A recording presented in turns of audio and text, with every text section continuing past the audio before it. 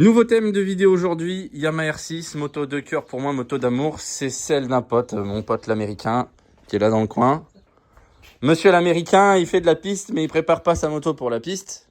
Il y a quelques petits trucs à revoir, c'est assez simple. Globalement, une révision, les joints speed fourche, l'huile, on va repasser correctement. C'est durite de frein parce que ça me plaît pas du tout. Elles sont très belles les durites, mais le passage ne me plaît pas. On a un kit de suppression anti-pollution allumette, des bougies neuves, filtre à huile, vidange, un filtre à air racing. Et on va refaire un peu le tour de sa machine, voir ce qu'on peut y faire dessus. Vu que c'était une moto qu'il a acheté complètement d'origine, il a juste mis des polissus. Il y a quand même quelques adaptations à faire pour rouler sur circuit. Alors ça sera peut-être pas le thème de cette vidéo, mais au moins on va pouvoir lui donner des conseils pour un peu mieux préparer sa moto et surtout la protéger en cas de chute et que ça lui coûte moins cher parce qu'il l'a mis la première fois sur circuit. Évidemment, il est tombé, le pauvre. Ça va, les dégâts sont assez mineurs. Mais si on peut lui éviter pour la prochaine chute de ravager toute sa moto, bah ça sera toujours ça de gagner en investissant un peu d'argent. Ça évite d'en perdre par la suite. Voilà. Allez, on s'y met, il y a un petit peu de boulot, la liste est là, je crois que j'ai rien oublié, voilà, vidange, bougie, révision fourche. Ah si, on lui fait les roulements de colonne aussi, bon, je l'ai pris en prévisionnel, je suis pas sûr qu'il y en ait nécessairement besoin, mais tant qu'on les a, on va les faire maintenant. On est dedans, on se met en place, messieurs, dames. Voilà, un vrai film de cul, c'est un film de boule. Ah là là là là là. Ah, regarde, ah. C'est ça que je voulais mettre une fois, il y a un grillage là. Ah, une grille de protection, c'est pas idiot. Pas idiot. Je vais peut-être pouvoir faire quelque chose pour toi. Je pense que j'ai des choses. En vrai, regardez, elle est vraiment super propre, sa moto. Hein. Il l'a eu 100% d'origine. Une nana, c'est ça qui avait ça? Oui. Elle a 33 000 là. C'est pas énorme, hein, des R6 full origine. Même la ligne et tout, avec 33 000, je pense que c'est plus... Ça court plus trop les rues à cette époque-là. On roulait quand même encore beaucoup. Et ça reste une super machine hein, pour aborder la piste. Tu t'occupes du réservoir, tu t'occupes l'avant, enfin on fait un peu le... Ouais, ça roule. Ouais, ça te fait gagner du temps. Je te dis, celle-là, ça... En plus, vu que c'est la mienne et tout, si je pète un truc, c'est tout de suite, c'est pas... Hier, j'étais un peu plus minutieux, tu vois. Avec Bon, j'ai pas peur de rayer le réservoir, du coup, c'est l'avantage, c'est que... Crac. Rendu. Oh, ça pisse ça. Ouais, mais ça va arrêter, t'inquiète. Origine, mon gars. Une grosse dope, ça. Mon gars... Après, il fonctionne, hein. Enfin, Ouais, il fonctionne, mais c'est restrictif à mort. Ah, tu dis que je vais... Ça va me changer la life. Bien, j'avais pas vu que t'avais un plateau. Ah bah l'anti-pollution. Ouais, où ça, anti-pollution? Ah, ouais. Ça m'intéresse. C'est où que t'as ça? De quoi? L'anti-pollution? Là, les tuyaux qui remontent, tout ça t'aura plus. Ok. Tu vois, ça a déjà été démonté parce qu'il y a un truc... Ça oui, ça je l'ai démonté parce que j'ai changé déjà les bougies qui sont planquées là. Et que je sais même pas comment l'enlever ça. Ça? Ouais. Bah, t'en as plus besoin, hein. Tu vas y aller. Alors, pour ceux qui se posent la question du système suppression anti-pollution, il suffit de virer la boîte à air et de débrancher les périphériques. Le système anti-pollution, c'est lui, qui est là. Donc, c'est ces deux plaques qui sont sur le couvre-culasse, là. En fait, ça récupère de l'air dans la boîte à air par ce tuyau-là que ça injecte dans l'échappement pour, je crois, fausser un peu les valeurs lambda. Bref, ça prend de la place, ça prend un peu de poids. Sur circuit, ça a zéro utilité. Et en plus, eh ben, pour changer les bougies, on aura beaucoup plus de place, ça sera plus pratique. Enfin bref, on le vire et on met des plaques. Elles sont là. Fournies par Gentleman Riders, c'est eux qui fabriquent leur marque DRP avec le petit bouchon qui viendra du coup à la place du tuyau sur la boîte à air qui est là. Et ça fait racing. En fait, franchement, tu ouvres, tu dis ouais, il est préparé quoi. Tu te dis le moteur, il est tapé, la moto est tabasse à mort. Ben voilà, si tu veux te branler un peu devant tes copains, le kit suppression anti-pollution Racing DRP, c'est Gentleman Riders. Code promo Babou Racing, moins 5% permanent. Je te le mets en description, mec. C'est ce qu'on se disait, c'est que je crois que je suis né pour être un stachibreur. Ah oui. Donc du coup, ouais, je vais peut-être vendre des slips, des chaussettes, des... Tiens, j'ai vu un truc dehors, là, je sais pas si tu arrives à voir, là, mais... Là, c'est pas mal, ça. Ça envoie du pâté, loulou, ça. Ça, je peux te dire que ça marche très fort. Ça marche très fort. Maintenant que cette minute Instachibreur est finie, on va peut-être se remettre au boulot, monsieur Chevalier. Je dévisse. Ça, tu peux y aller. Oh là là. Hey. Moteur préparé, Babou Racing, Moto 2. Oh, t'as un doigté, mon pauvre. Qu'est-ce que j'aime mettre une clé à cliquer dans tes mains. Ah, putain. C'est beau. Ah, toi, franchement, là, C'est sympa, hein. C'est beau. Là, ça fait moto de compétition, racing. Ah ouais, là tu vas pouvoir t'en taper des pougnettes en pré-grille, Loulou. Ça passera pas là. 10 Nm, Loulou. 10 Nm. Oh putain. Oh l'embout, comment tu le mets bien dans la... Oh là là là là là là. Quelle dextérité. Clac. 10 Nm, messieurs, dames. Là, t'as gagné au moins 6 chevaux, là. Oh là là, la tête de vis. Ah là là. Ah, tu la mets pas au fond, toi. T'es de la team, je la mets pas au bout, quoi. Je suis une étape cruciale. Là, il faut... Attention, attention, c'est dangereux. Oh, putain. Ah, putain, oui, les bougies sont montées. Ça y est, j'ai plus qu'à les serrer au couple, mais... C'est peut-être l'heure de faire une pause, là. Ah, il faut boire une bière. Il faut boire une bière, Lolo, parce que là, j'ai la gueule toute sèche. J'ai la gueule toute sèche, moi. J'en peux plus, moi. Attends, l'Américain a une technique très particulière pour ouvrir ses bières. Moi, je veux voir ça. Vends-moi du rêve. Vends-moi du rêve parce que je veux la consommer. Les sneakers, ça marche pas trop, les sneakers. Pa. Elle va avoir un goût. Un goût. Oh putain. Ça, j'ai les gants qui vont sortir là-dessus. Attention.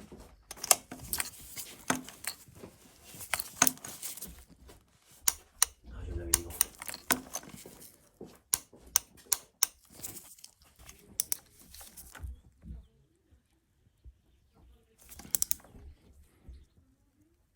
Ah, j'ai jamais aimé faire ça, je vous mens pas, j'ai toujours l'impression que ça va foirer quand il s'écrase. C'est quand même bien.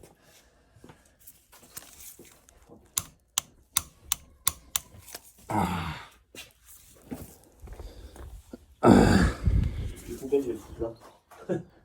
Voilà pour courir.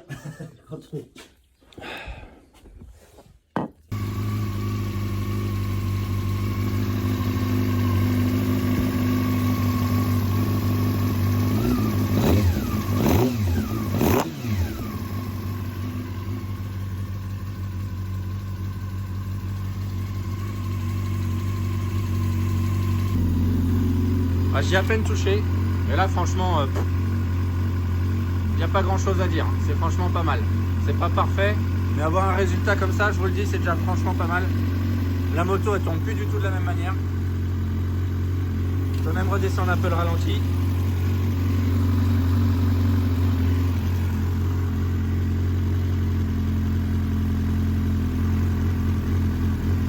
Pas mal, on part un peu.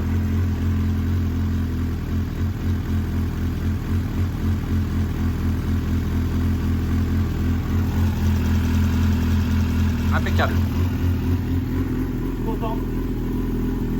Bon, la synchro, elle est réglée. On va rechecker un coup le capteur TPS. On va se mettre sur le mode diag. Si Alexandre veut bien me mettre en mode diagnostic.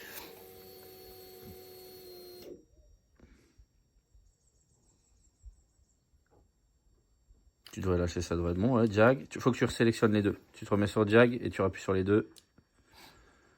2 secondes. Yes. C'était quel code? C'est le 1. Donc on doit être entre 15 et 17 gaz fermé et entre 97 et 100 gaz ouvert. Donc bah on est nickel. Voilà, je lâche les gaz, j'ouvre en grand. Le capteur TPS qui se trouve juste là derrière, ici, il est bien réglé.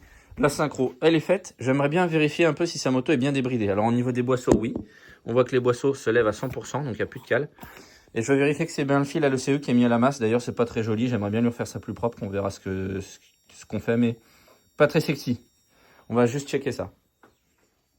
Alors j'ai oublié de vous filmer ça, mais on lui a mis évidemment un filtre Air Racing DNA. Vous voyez que l'autocollant est forcément bien collé. Hein, l'américain, il devrait peut-être aller voir nos petits chiens. Voilà, la synchro est faite. On a vérifié, le carbu est bien débridé. Au CDI, visiblement, c'est bien débridé.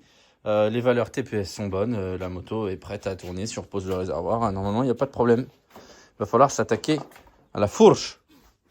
Donc le filtre à air, la boîte à air, le réservoir s'est remonté, que la moto tourne nickel, le réglage de TPS, tout est nickel. On s'attaque à la fourche. Je vous rappelle, la fourche, je dois lui faire un entretien, vidange, huile, donc joint spi, cache poussière, la totale. Et on en profite pour changer les roulements de colonne de direction et bien les régresser. C'est important pour que la direction de la moto travaille correctement. Les réglages de la fourche étaient un peu à l'ouest sur sa moto. Donc il n'y a jamais touché et il n'y avait même pas le même nombre de tours au niveau de la compression de la fourche, à droite comme à gauche. Donc vu qu'il sait pas trop où il en est, je vais noter les anciens réglages quand même pour remettre si jamais ça lui convient pas. Et moi je vais tout lui mettre au milieu. C'est-à-dire que la précharge, selon le nombre de tours, je vais mettre la moitié. La détente, selon le nombre de clics, je mets la moitié. Et pareil, la compression, ça lui fera une base de départ. S'il veut assouplir la moto, il ouvre. S'il veut la durcir, il ferme. Il fera quelques essais sur circuit. Et au pire, s'il n'y a rien qui va, il pourra revenir aux valeurs de réglage qu'il avait avant. Même s'ils étaient un peu à l'ouest, il y avait 5 clics à la compression à droite et 7 à gauche. Moi, je lui ai renoté 5 et 3 tours de précharge.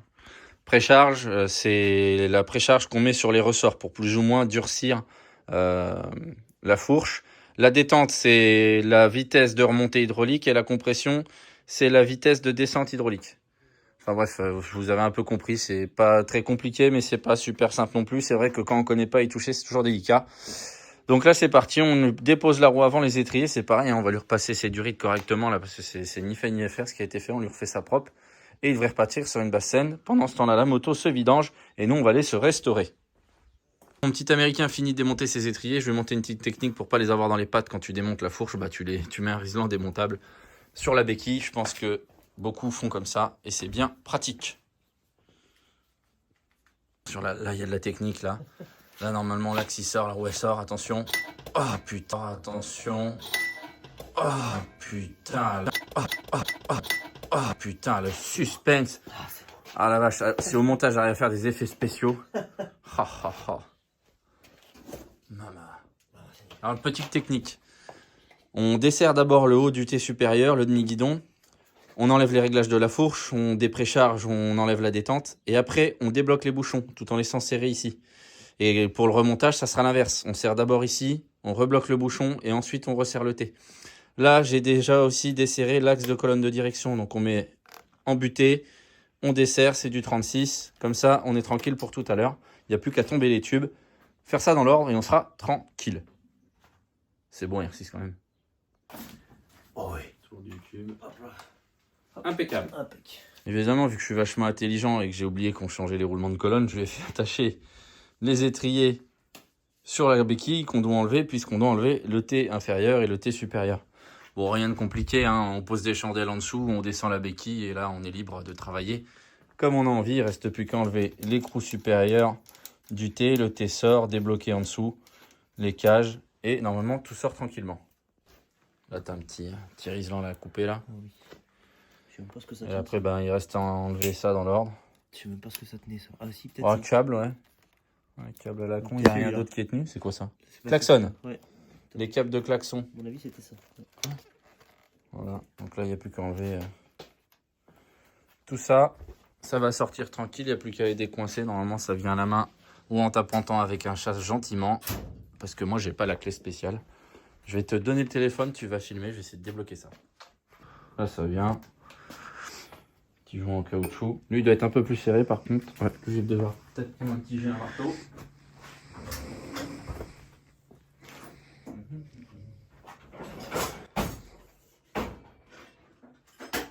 On prend du cuivre pour pas abîmer du cuivre.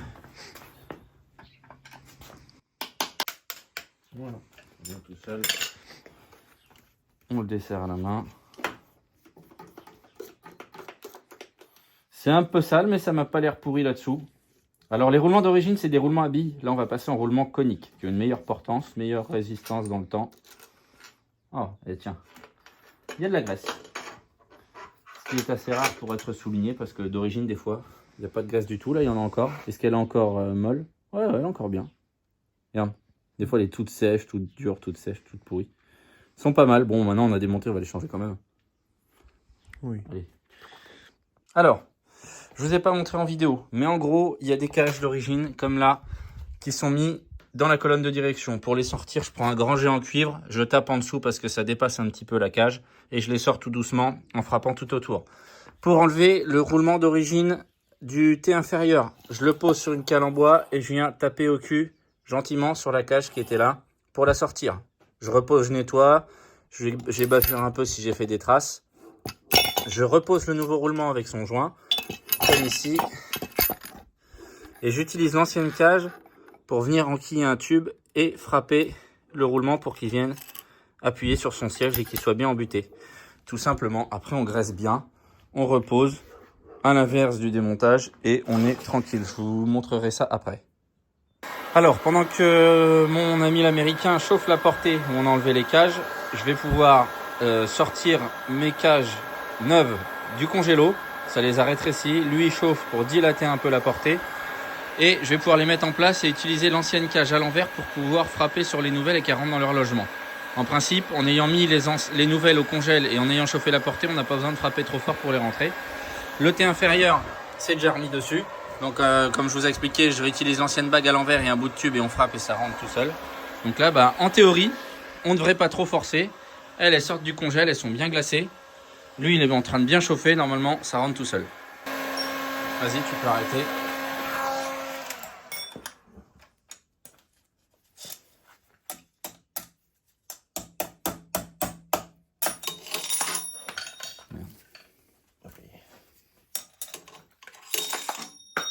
J'ai mis un pot de pêche.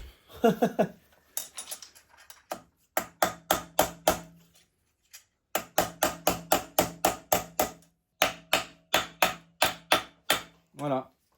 Là, c'est bien remis dans la portée, tranquille. C'est beau. C'est beau, hein? Voilà. La même chose en bas. Tout là, ici, ouais, tu Non. mets. On est sur la graisse qui est en trop. Lui, il est à sa place. Lui, il est guidé à sa place. Là, tu mets un écrou crénelé. Ça, c'est vrai que là.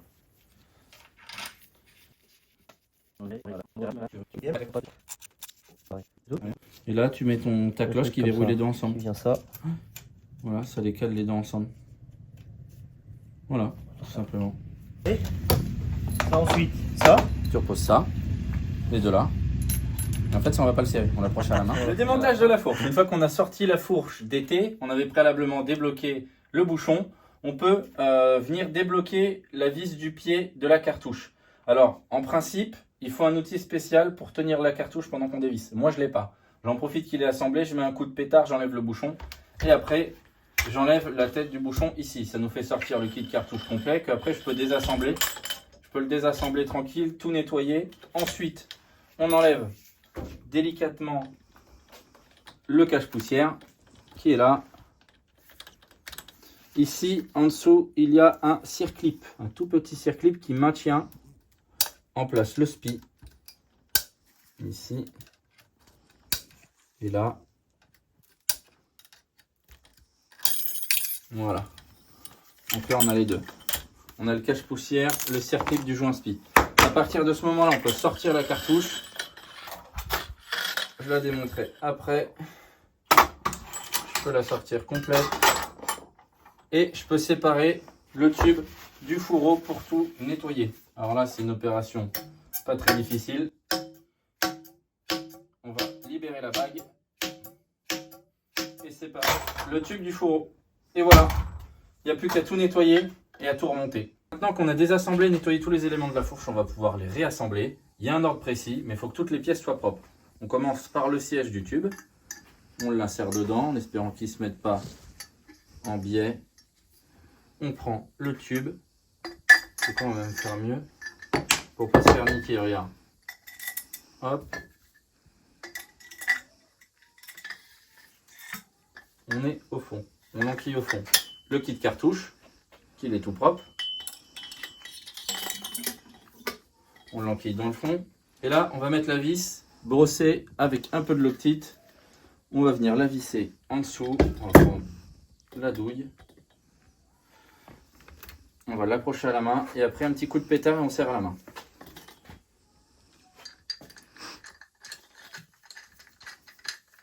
Voilà, là on voit qu'elle prend. Ça se trouve, il n'y a même pas besoin du coup de pétard. Je vais bien brosser. Voilà, il n'y a même pas besoin du coup de pétard. On lui met un coup de serrage.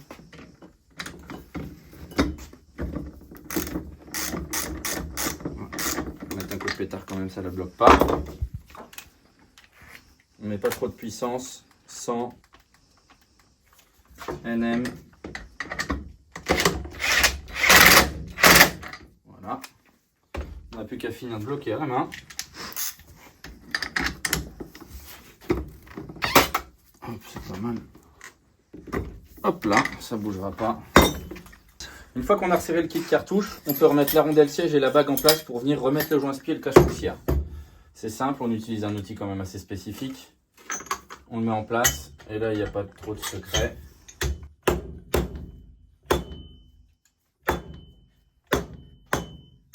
Jusqu'à temps que ça soit bien dur et qu'il soit bien en place. Après, on passe au joint-spi et au cache-poussière. Pour éviter de déchirer le joint-spi, on vient mettre un tour de scotch sur le tube. Allez, le montage des joints-spi de fourche, mon cher américain favori. Les joints-spi de fourche, il faut être méthodique, il faut être gentil avec eux, c'est assez fragile. Donc on protège le bout du tube en souvent c'est coupant. Et on a le droit de les graisser, c'est pas interdit. Donc moi je leur mets un petit coup de glace au silicone. Ça facilite l'emboîtement. On vérifie quand on les insère doucement qu'on ne vient pas pincer la lèvre, qu'on ne lui a pas fait un pli à l'intérieur comme à l'extérieur. On voit qu'elle est bien à sa place. On la laisse se guider tranquille jusqu'au bout. On présente à la main. On remet notre bague magique. Hop, on vient lui mettre 2-3 coups. Jusqu'à temps que ça sonne plein. Sans tout de suite, le bruit, c'est pas le même. Là, je suis à fond. C'est que t'es dans le fond. Le cache-poussière, même punition. Un petit coup de graisse. Pas à donf, juste vraiment histoire de l'aider. Que le cache-poussière, il soit nickel. Ah, c'est pas le cache-poussière, c'est le deuxième joint-spi. Il est où mon cache-poussière? Ils sont là, les cache-poussières. Si je mets joint-spi sur joint-spi, ça ne fonctionne pas, mon cher ami. On y va gentil. Il va rentrer tout seul. Hop là. Et voilà.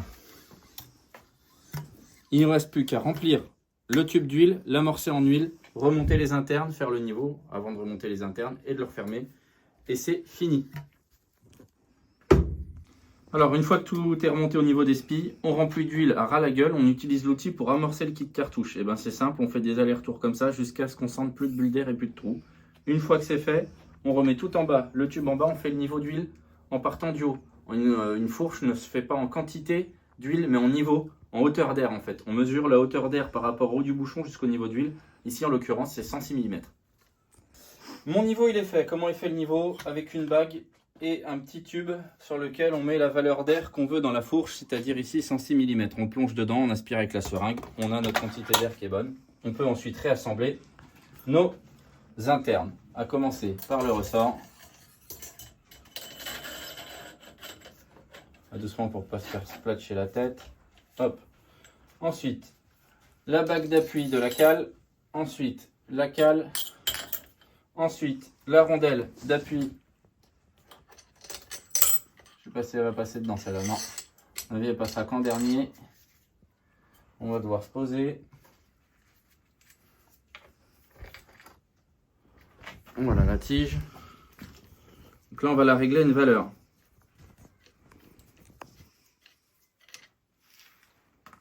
Elle doit être à 11 mm. On va pouvoir remettre la tige de réglage. Ça va faire sortir un peu d'huile, c'est pas grave, ça va retourner dedans.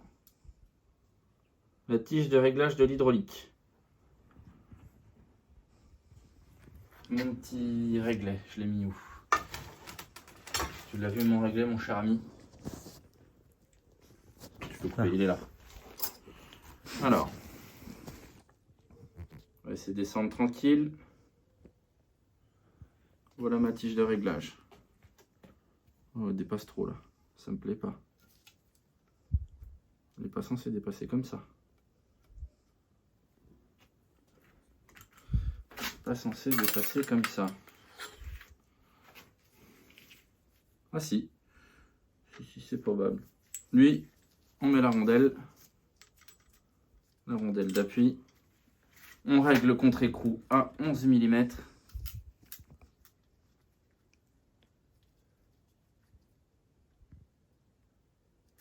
On vient visser la tige de réglage, enfin le bouchon. Et on vient le serrer. Voilà, pas besoin de serrer comme un bœuf. On bloque et voilà. Il ne restera plus qu'à bloquer le bouchon dans la fourche au remontage. Et on sera bon. Alors je la mets grossièrement, j'attache le bas vite fait pour aller serrer le bouchon.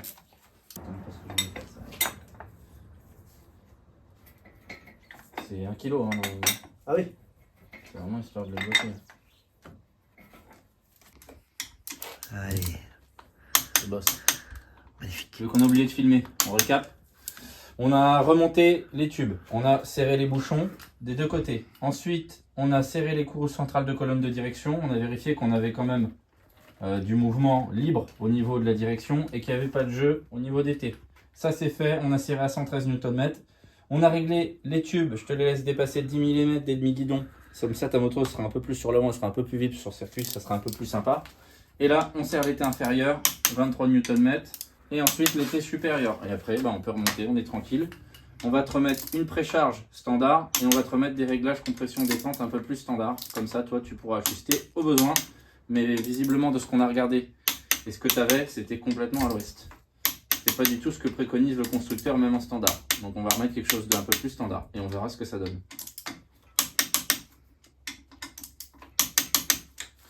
Impeccable. T supérieur.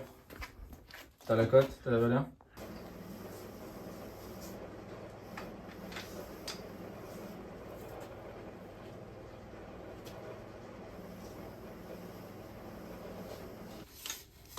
Je vais les déplacer les banjos. Je vais mettre les vis et je vais Tu peux déplacer. Ah oui. pour avoir la bonne courbure. Ah oui. Pour enlever la béquille sous T là. Bah oui. Oh, bah, c'est bon. Bref, Messire l'American. On a repassé ces durites du bon côté. Bon, les banjos, une forme chelou, je sais pas, on n'a pas tout redémonté, on les a juste bougés comme ça pour lui faire repasser à peu près proprement. Voilà, elles partent de là, elles suivent une courbure plus naturelle, elles sont guidées ici et redescendent à l'étrier. C'est quand même beaucoup plus logique et moins dangereux, je pense. Même si je trouve que les courbures sont pas terribles. Les banjos, je sais pas si c'est les bons, si les longueurs sont les bonnes ou c'est monté dans le bon sens, mais en bref, c'est quand même mieux, ça le fera. Alors. Elle est en situation réelle. Elle commence à avoir de la gueule. Donc je vous explique. Cédurite s'est repassé. Il est en train de remonter son carénage. Je lui ai foutu 2 inserts sur l'araignée pour qu'il ait plus qu'à visser son carénage. C'est beaucoup plus pratique. On l'a fait tourner 5 minutes. Il reste plus que la pointe d'huile à faire. Finir de monter les carénages et elle est pépite.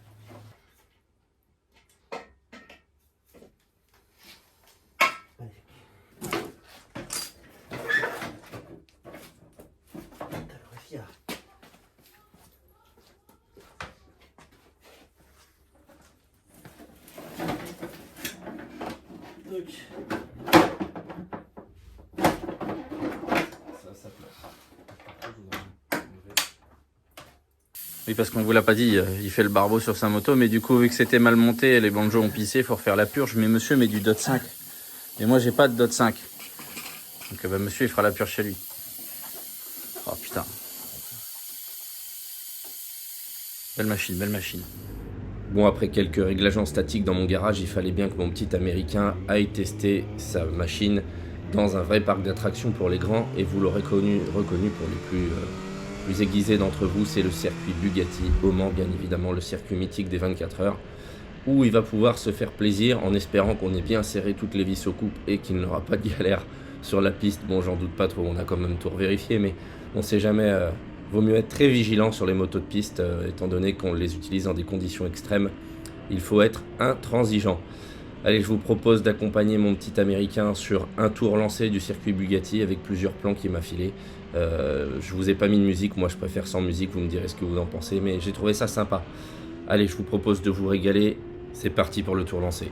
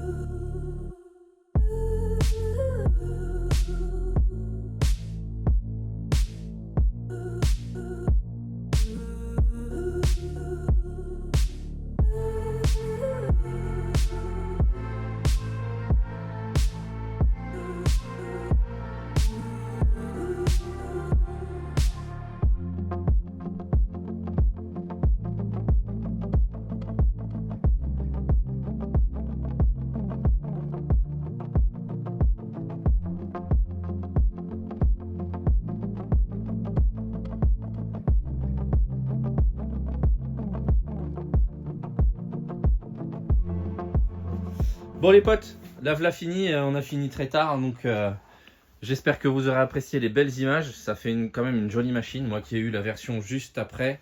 C'est une moto que j'ai tout particulièrement adorée, donc j'étais très content de bosser avec mon petit américain préféré sur un modèle que j'aime beaucoup. Alors il n'y a pas énormément de choses à faire sur cette moto. D'ailleurs, tu as roulé plusieurs fois depuis, Alex, avec. Est-ce que toi, tu as constaté une différence de comportement moteur ou châssis, du fait qu'on ait refait la fourche, les roulements de colonne de direction, un petit réglage, filtre air racing? Toi, tu as senti quelque chose? Après, tu n'avais pas roulé pas roulé depuis un moment, c'est ça? Ouais, moteur, je t'avoue pas trop. Ouais. Parce que justement, avec l'hiver, là. Par contre, à l'avant, ouais, beaucoup plus de précision. Ouais, on l'avait un petit peu abaissé de l'avant. Le fait d'avoir refait la fourche, changé les roulements de colonne, ça t'a peut-être donné un travail un petit peu plus précis, avec un meilleur retour. Ouais. Plus précis et plus facile à emmener. Aussi. Plus facile à emmener. Ouais. Et puis, il me semble que ta démule était encore un peu longue d'origine. Pour les circuits, même si tu aimes bien rouler à Dijon, je t'avais conseillé de changer de démule pour être sur quelque chose de plus court, donc moins 1 plus 2. Donc là, d'origine, tu es en combien en transmission? C'est du... Oh, putain, tu viens de me poser une question. 14,45, non? 48 à la fin. C'est 48 derrière. En plus, on peut regarder, ça se trouve, c'est écrit, mais... Ouais, c'est 48 derrière sur... Ouais, c'est ça, 48, c'est écrit dessus. Attends, putain, ça doit être 14 ou 15, 48. Et moi, je t'avais conseillé moins 1 plus 2. Ouais. Donc, alors, j'ai j'ai fait le moins 1. T'as fait moins 1 déjà? J'ai fait le moins au Mans. T'as fait moins 1 au Mans et t'as senti une différence? Ouais, grosse différence. Ouais, beaucoup mieux. Grosse différence. Ah, 600, ça rame un peu quand ça tire loin. Ouais. Et du coup, là, je pense que là, c'est du 5,32 en chaîne. Alors, je sais pas pourquoi il y avait ça dessus. 5,30, bah d'origine, c'est les montres d'origine. Je pense que je vais passer en 5,20 avec directement une démule de ouais, plus 2. 5,20 c'est très bien. Et si t'as un peu de budget, tu mets une couronne à nu. Vu que t'es américain et que t'as la caillasse, toi, ça te. Parce que tu vois, par exemple, sur Dijon, j'ai roulé plus vite avec le moins 1. Alors que pourtant, ça ouais, mais c'est normal, elle a plus de relance, elle a plus de reprises, elle sort mieux des virages. Un 600, de toute façon, faut que ça tire un peu court, je trouve. Est-ce que ça craque? Est-ce qu'elle tourne déjà? Parce que je crois qu'on l'a même pas entendu dans la vidéo depuis qu'on l'a refait. Bien sûr. C'est un call start en plus. C'est une carbu? Ou injection? Non, c'est injection avec les corps de carbu. Exactement, ouais. Bon, ça,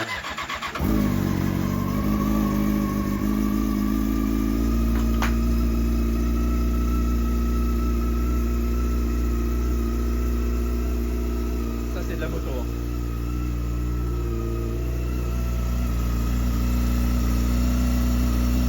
Un requin.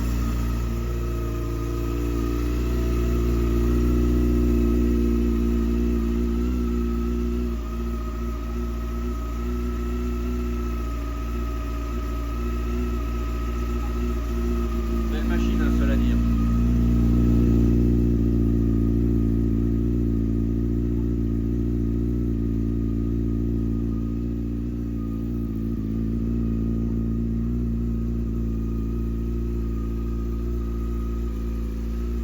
Ça sonne bien.